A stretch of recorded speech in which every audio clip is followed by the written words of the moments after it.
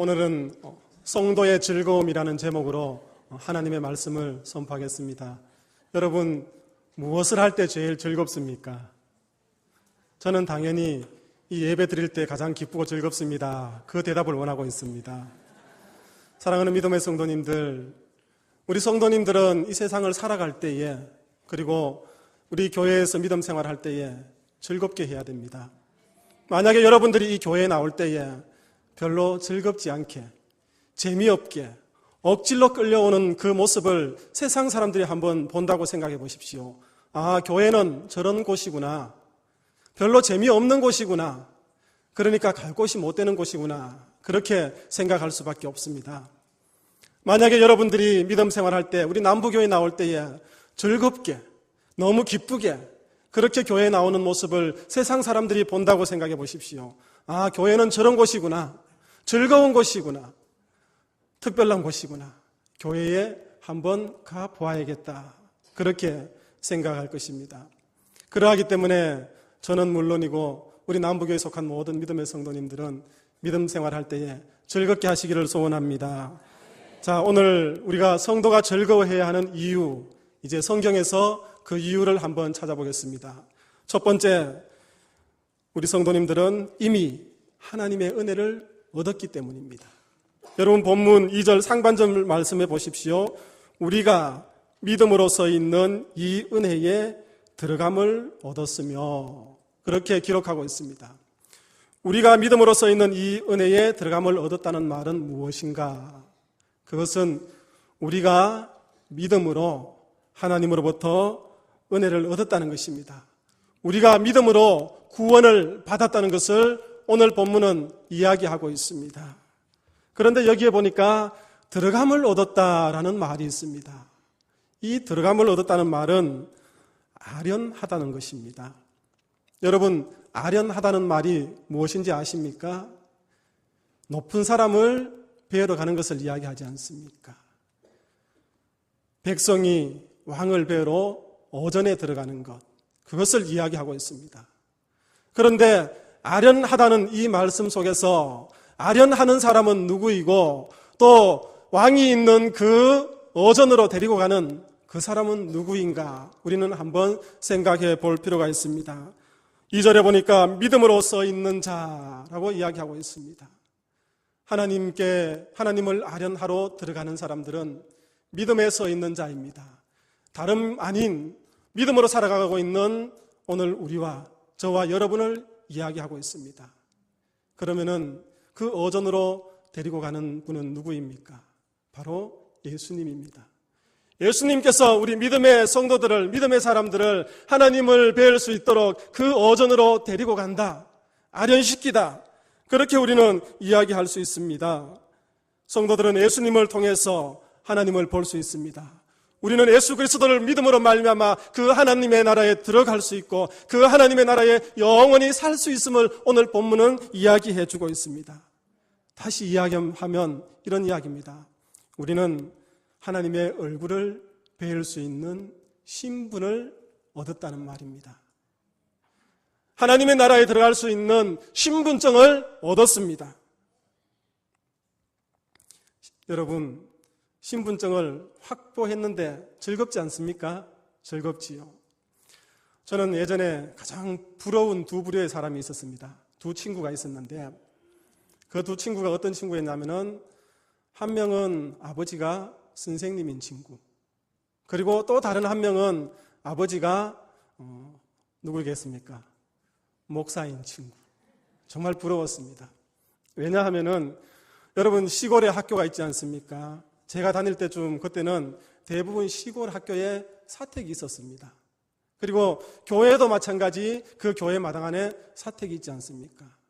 그런데 제 친구들과 학교 운동장에서 놀다가 저녁이 되면은 그 친구들은 항상 그 사택으로 들어가는 겁니다. 교회도 마찬가지입니다. 교회 친구하고 놀다가 목사인 아들 그 친구와 놀다가 저녁이 되면은 늘 사택으로 들어가는 겁니다. 저에게는 너무 신비스러운 공간입니다. 그곳이. 지금은 제가 거기에 살고 있지만요. 그래서 부러웠습니다. 그리고 또 때로는 그 친구들이 제가 정말 존경하고 두려운 그 선생님, 그 목사님한테 어리광을 부리는 그 친구의 모습을 보니까 너무 부러운 거예요. 나는 두렵고 너무 거리가 멀어서 다가갈 수도 없는 그런 존재인데 어떻게 저 친구는 아들이라는 그 이유 때문에 저렇게 마음대로 그 집에 들어가고 사택에 들어가고 마음대로 그 아버지에게 어리광을 부릴 수 있을까? 여러분, 아들이라는 것이, 자녀라는 것이 얼마나 좋은지 모릅니다. 그 친구와 저의 다른 점은 저는 그냥 그 친구의 친구에 불과하고 그 친구는 선생님의 아들이고 목사님의 아들이었기 때문에 사택에 마음대로 들어가고 아버지에게 마음대로 어리광을 부렸던 것입니다. 여러분, 사진을 한 장 보여드리겠습니다. 화면을 한번 보십시오. 조금 키워줬으면 좋겠네요. 자, 보입니까? 잘 안 보입니까? 예. 자, 좀 흑백 사진이라서 잘 안 보이는데 무슨 사진인 것 같습니까? 케네디 너무 일찍 나오면 안 됩니다. 위에 보니까 뭡니까? 한 아버지가 책상에 앉아서 너무 행복하게, 자상하게 업무를 보고 있습니다. 그 밑에는 누가 있습니까? 아들이 아버지 책상 밑에 마음껏 놀고 있습니다. 너무 행복해 보입니다. 이 잘생긴 아버지의 주인공 이름이 뭡니까? 미국의 35대 대통령 존 케네디 대통령입니다. 그러면 밑에 있는 아이는 누구입니까? 왕자 맞지요? 아들이지요. 여러분, 만약에 여러분이 미국 가서 백악관을 한번 보고만 와도 적어도 2달은 자랑할 겁니다. 그런데 그 백악관에 들어가서 대통령을 한번 보고 오면은 한 2년은 자랑할 겁니다. 그러나 우리는 그 백악관에 함부로 들어갈 수 없습니다. 그렇지만 오늘 이 사진에 나오는 존 케네디의 아들은 그 백악관에 들어가서 저렇게 교만하게 아버지 책상 밑에서 마음껏 뛰어놀고 있습니다. 평안하게 놀고 있습니다. 왜 그렇습니까? 아버지와 아들의 관계이기 때문에, 아버지와 자녀의 관계이기 때문에 그는 아버지의 직무실에, 백악관에 있는 그 직무실에 마음껏 들어갈 수 있습니다. 아버지와 마음껏 지낼 수 있습니다. 사랑하는 믿음의 성도님들, 하나님과 오늘 저와 여러분들의 관계는 이러한 관계입니다. 우리는 하나님의 자녀입니다. 그 자녀의 신분을 얻은 것이 우리가 하나님의 은혜로 들어갔다, 그렇게 이야기하고 있습니다. 여러분, 즐겁지요? 이래도 즐겁지 않습니까? 우리는 하나님의 자녀의 신분을 얻었기 때문에 우리는 즐거워할 수밖에 없습니다. 우리는 왕같은 제사장입니다. 우리는 거룩한 나라입니다. 소유된 백성입니다. 그러하기 때문에 우리는 즐거워해야 될 이유가 여기에 있습니다. 두 번째, 우리 성도들이 즐거워해야 될 것은 장래의 완전한 하나님의 영광을 바라보기 때문입니다. 자, 앞에 제가 이야기했던 하나님의 은혜를 입었다는 것은 이미라는 단어를 여러분 기억하셔야 됩니다. 저와 여러분은 하나님의 은혜를 입어서 하나님의 자녀의 신분을 이미 갖추었습니다. 이걸로 끝난 것이 아닙니다. 또 하나 우리가 즐거워해야 되는 것은 먼 장래에 우리는 하나님의 영광을 완전하게 보기 때문에 우리 성도들은 즐거워해야 된다, 그렇게 이야기하고 있습니다. 여기서 보니까 하나님의 영광을 바라고 즐거워한다라는 말이 있는데 바란다는 말이 있습니다. 이 말은 소망한다는 말입니다. 또 다르게 번역한 성경을 보니까 자랑한다는 것입니다. 사랑하는 믿음의 성도님들, 쉽게 이야기하면 우리는 앞으로 들어갈 그 천국을 기대하며 소망하면서 세상 사람들에게 그 천국을 자랑해야 된다는 것입니다. 그 천국을 소망하고 있기 때문에 우리는 이 땅의 삶이 너무 즐겁다는 것입니다. 그러면은 하나님의 영광은 무엇입니까? 우리가 바라고 있는 그 하나님의 영광은 자녀의 영광이죠. 앞에서 우리가 다 이야기하지 않았습니까? 우리가 하나님을 대면할 때에 하나님의 영광을 온전히 볼 수 있는 것. 천국에 들어갈 때에 우리의 죄악된 모습들은 하나도 없이 다 사라지고 온전한 모습으로 하나님 나라에 들어갈 것이며 그 하나님의 영광을 보는 것, 그것이 우리를 즐겁게 하는 이유입니다. 원래 우리 사람들은 하나님의 영광을 보면서 살아가도록 만들어졌습니다. 그런데 언제부터 그 하나님의 영광을 잃어버렸습니까? 아담 때부터 그 하나님의 영광을 잃어버리지 않았습니까? 하나님께서 그만 그 동산중앙의 실과를 따먹음으로 말미암아 이제 하나님의 영광을 잃어버렸습니다. 예전에는 하나님이 먼저 찾아오셔서 말씀하셨습니다. 그 아담과 이브가 하나님께 다가가서 하나님과 함께 교제를 나누었지만은 그 죄악 때문에 그 하나님의 영광을 잃어버렸습니다. 그 잃어버린 영광을 하나님은 그대로 두시지 않았습니다. 모든 사람이 죄를 범하였음에 하나님의 영광에 이르지 못하더니 그렇게 하셨습니다. 그런데 그 상황을 하나님께서는 그냥 방치해 두시지 아니하시고 그리스도 예수 안에 있는 속량으로 말미암아 하나님의 은혜로 값없이 우리를 의롭다고 하셨습니다. 그러하기 때문에 우리는 하나님의 영광을 회복할 수 있습니다. 예수님께서도 요한복음 17장에서 보면은 우리 사람들이 자기 제자들이 하나님의 영광을 볼 수 있도록 기도하셨습니다. 예수님께서 그렇게 기도하셨기에 많은 제자들이 하나님의 영광을 보았습니다. 누가 보았습니까? 여러분 변화산의 세 제자를 기억하십니까? 베드로와 야고보와 요한을 기억합니까? 그들이 예수님과 그 변화산에 올라갔을 때에 예수님의 그 영광된 모습, 하나님의 영광을 보았습니다. 하나님께서 예수님을 통하여서 자신의 영광을 보여주셨다는 말입니다. 예수님의 얼굴이 해같이 빛나고 예수님의 옷이 빛같이 하얘지는 그 영광을 제자들은 보았습니다. 그러했기 때문에 베드로는 어떻게 합니까? 그 영광을 보니까 너무 좋으니까 어떻게 예수님께 예수님 여기에 초막셋을 짓고 산 아래로 내려가지 맙시다. 여기에서 계속 머물렀으면 좋겠습니다. 그 하나님의 영광이 너무 좋았기 때문에 그곳에서 머물고 싶었습니다. 베드로는 자신이 그 젊은 날에 경험했던 하나님의 영광이 노년의 삶 때에 기억해 보니까 그 잠깐의 영광이 얼마나 좋았던지 가슴에 깊이 남아 있었습니다. 그래서 베드로후서 1장 16절에서 베드로는 이렇게 기록하고 있습니다. 우리 주 예수 그리스도의 능력과 강림하심을 너희에게 알게 한 것이 교묘히 만든 이야기를 따른 것이 아니요 우리는 그의 크신 위엄을 친히 보았다.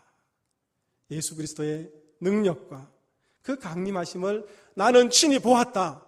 그 영광을 친히 보았는데 그 영광스러운 순간이 지금도 가슴에 남아있다. 그렇게 베드로후서에서 증거하고 있습니다.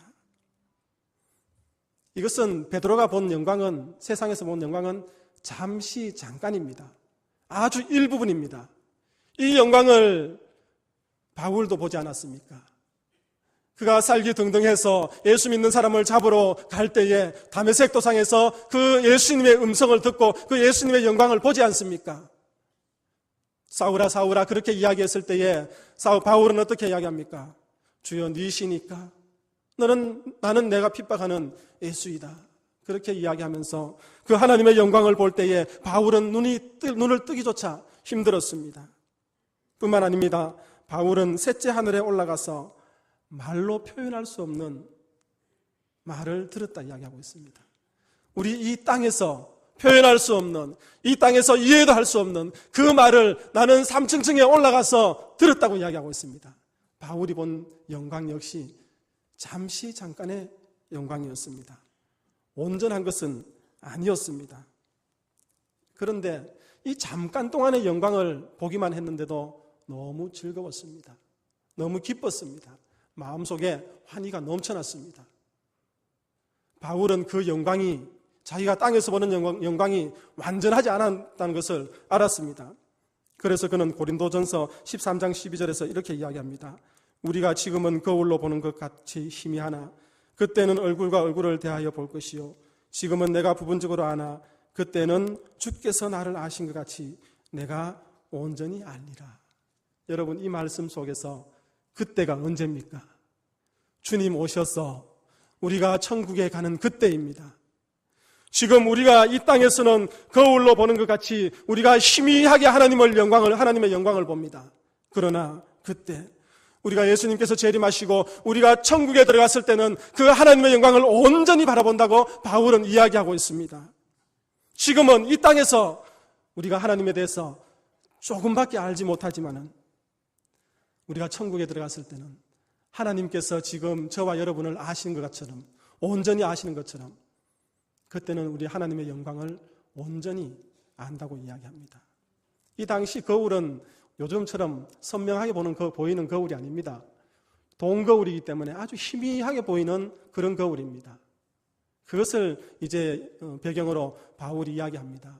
사랑하는 믿음의 성도님들, 이 땅에서 우리가 경험하는 하나님의 영광은 희미한 하나님의 영광입니다.